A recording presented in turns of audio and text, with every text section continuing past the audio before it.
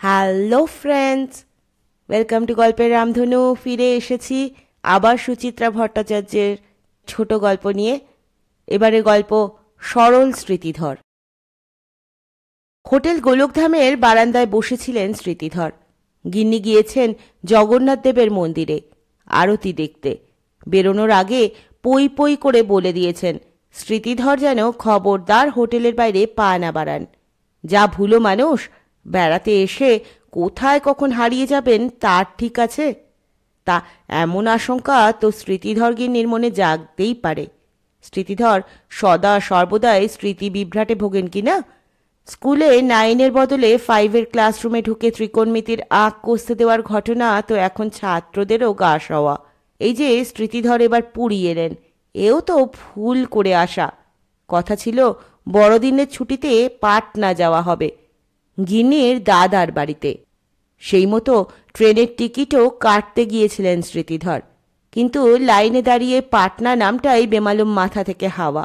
স্মৃতিধর বাড়ি ফিরলেন পুরীর টিকিট হাতে। গিন্নি তো প্রথমে চোটে কাই, তারপর অবশ্য ঠান্ডা হয়েছেন ক্রমে ক্রমে।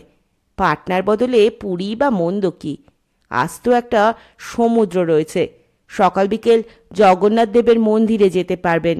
5-7টা দিন তো চমৎকার কাটানো যায়। পুরীতে এসে স্মৃতিধরেরও শরীর মন ভারী ফুরফুরে লাগছে। হোটেলটিও জুটেছে ভালো। স্টেশনে নেমেই কোত্থেকে যেন মাথায় এসে গিয়েছিল গোলকধাম নামটা। রিক্সাওয়ালাকে বলতে সে অবশ্য খানিক গাইগুই করেছিল, কিন্তু শেষমেশ যখন নিয়ে এলো হোটেলটি দেখে স্মৃতিধর মহা আহ্লাদিত। বাড়িটা হয়তো একটু পুরনো পুরনো, ঘরগুলো বেশ স্যাঁতস্যাঁতে, তবে হোটেলটির অবস্থান অতি উত্তম। মূল শহর থেকে বেশ খানিকটা বাইরে, চতুর্দিক মোটামুটি নির্জন। এমন একটা জায়গায় না উঠলে কটা দিন শান্তিতে অঙ্ক কষা যায়?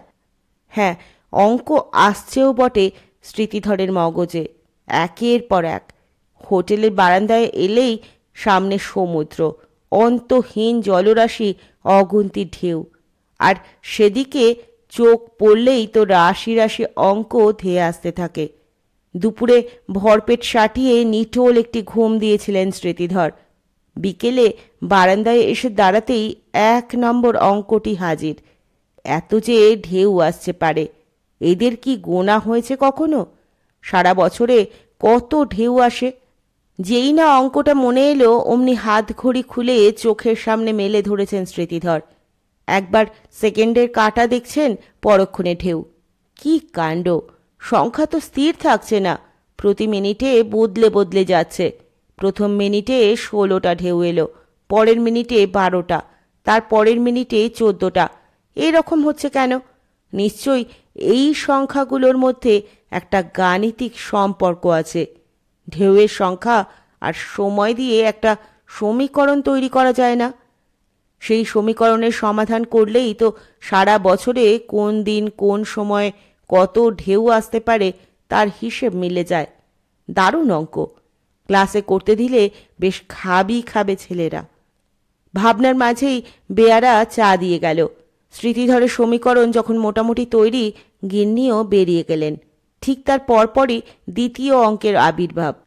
স্মৃতিধর লক্ষ্য করলেন প্রতি মিনিটে যত ঢেউ পাড়ে আসছে, পরের মিনিটে ঠিক তত ঢেউ পাড় থেকে ফিরছে না।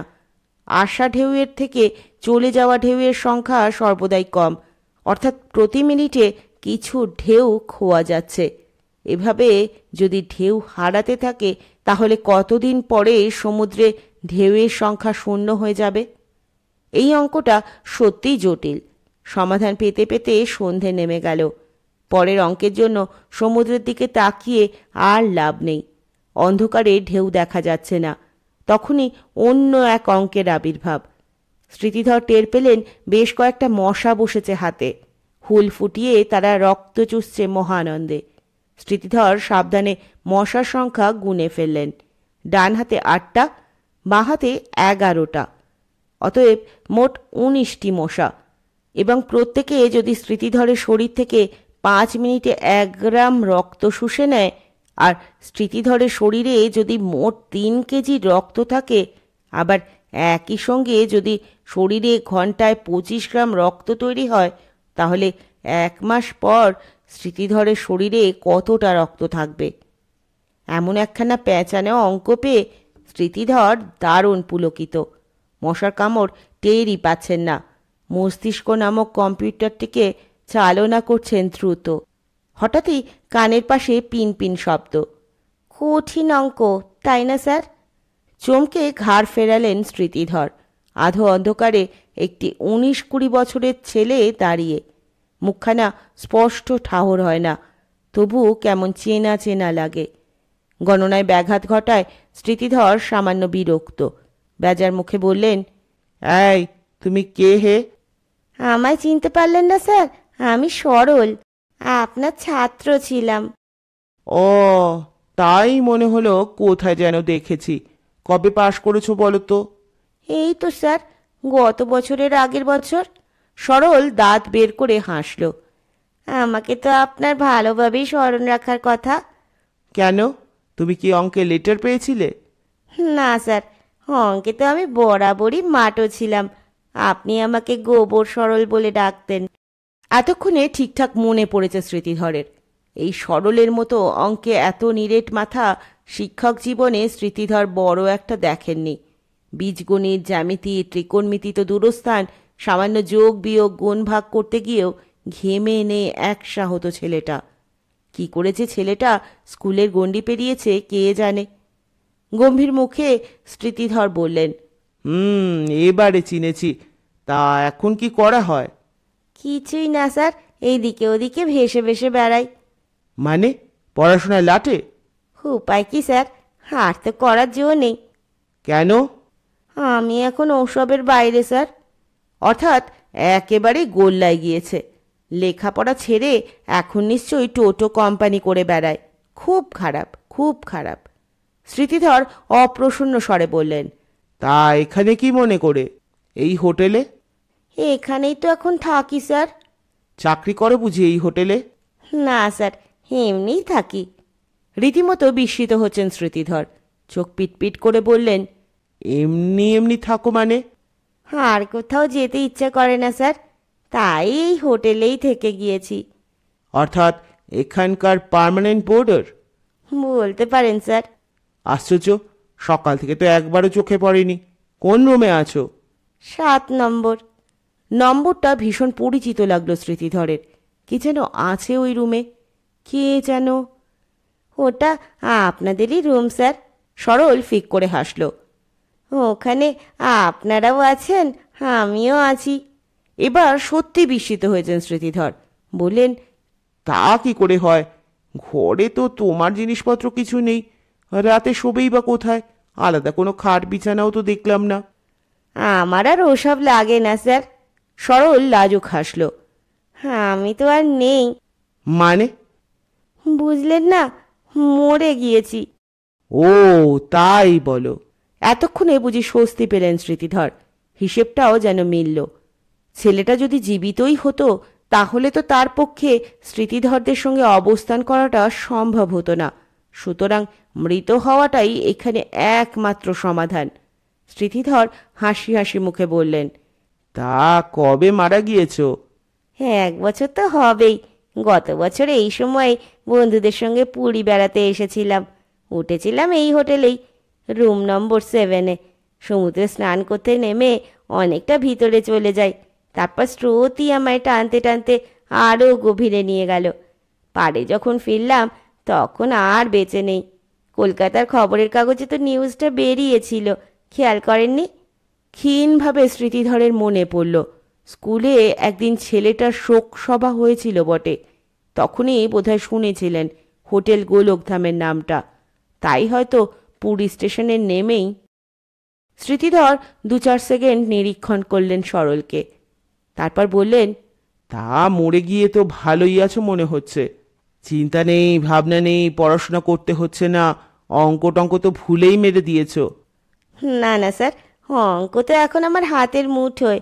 অ্যারিথমেটিক, অ্যালজেব্রা, জিওমেট্রি, ট্রিগোনোমেট্রি সব এখন জলবৎ তলরং। বটে, বলো তো দেখি, প্রবৃদ্ধ কোণ কাকে বলে? 180 ডিগ্রির বেশি, 360 ডিগ্রির কম। cot 30 ডিগ্রির ভ্যালু কত? খুব সহজ, √3। বড় গুণ দিন স্যার, মুখে মুখে করে দেব। বেশ, 8,967কে 7,321 দিয়ে গুণ করলে কত হয় বলো দেখি? 6,56,37,407। প্রশ্ন শেষ হতে না হতে সরলের জবাব উড়ে এলো, সঙ্গে অনুযোগ, এত ছোট ছোট গুণ দেবেন না স্যার, আর একটু জট পাকিয়ে দিন। স্মৃতিধরের জেদ চেপে গেল। পরের পর জটিল অঙ্ক দিচ্ছেন সরলকে, এবং কিমাশ্চর্যম হেলায় করে দিচ্ছে ছেলেটা। টানা আধ ঘন্টা লড়াই চালানোর পর অবশেষে হার মারলেন স্মৃতিধর। হাঁপাচ্ছেন অল্প অল্প। সরল হাসছে মিটিমিটি।